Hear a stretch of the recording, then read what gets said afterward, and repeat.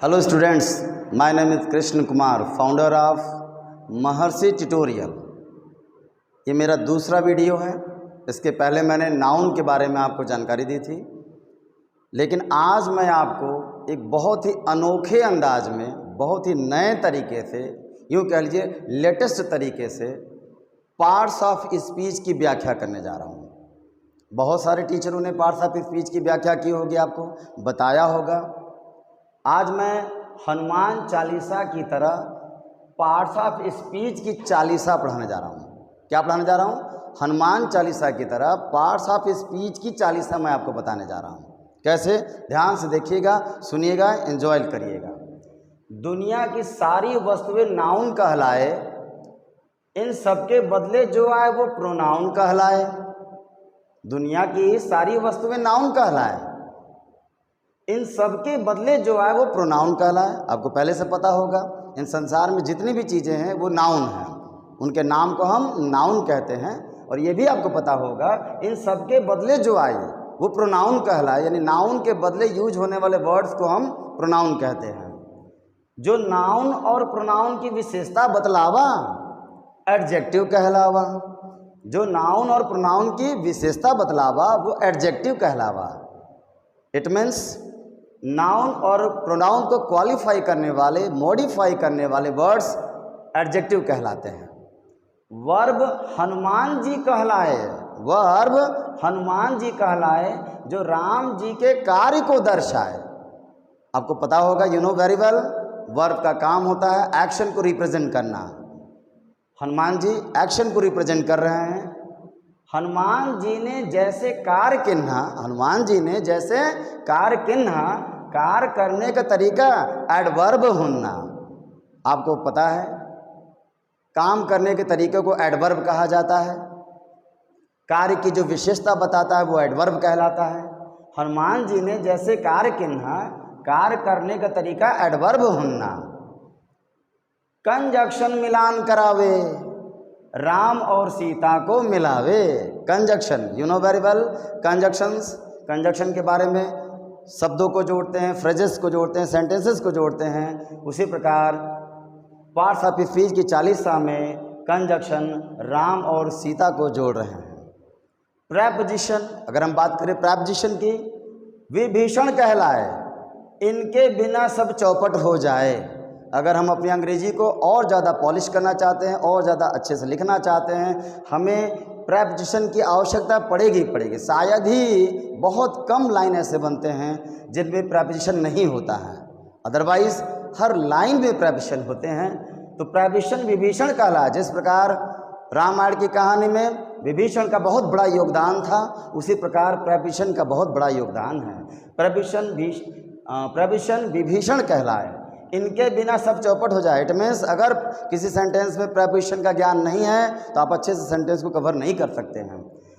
और राम लखन के सामने आए, प्रेपोजिशन की डेफिनेशन में खास बात है, वो किसी नाउन या प्रोनाउन के सामने आता है, यानी राम लखन के सामने आए और रावण से इनका संबंध बताए। और प्रेपोजिशन का एक काम ये है कि किसी वर्ड्स के सामने आकर उस वर्ड का संबंध, उस वर्ड का रिलेशन सेंटेंस के किसी दूसरे वर्ड से बताता है। इसी प्रकार लिखा है कि राम और लखन के सामने आए, रावण से इनका संबंध बताए। और अंत में इंटरजेक्शन, आश्चर्य जताए।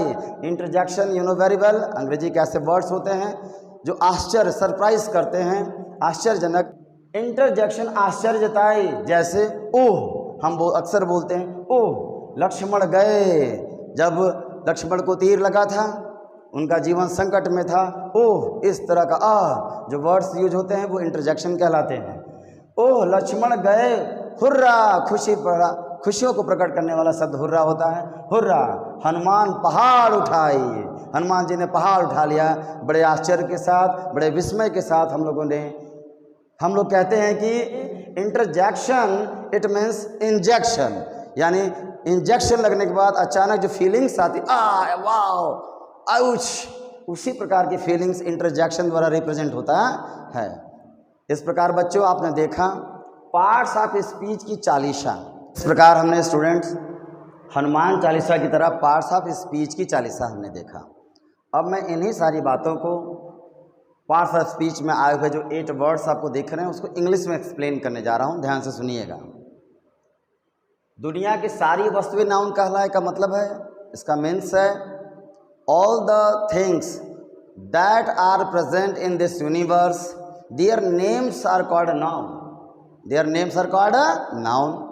इन सबके बदले जो है प्रोनाउन कहलाया है।